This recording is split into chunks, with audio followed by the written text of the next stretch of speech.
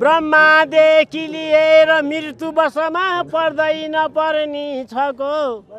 मर्नै पर्दछ 4-5 दिनको ढिलो र चाँडो नहो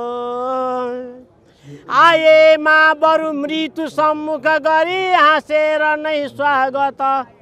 गर्नेको इतिहासमा अमरता देखिनेछ निश्चय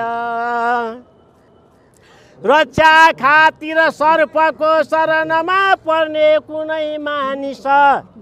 देखेको घरको सुरक्षित हो लाग्दैन लागि विष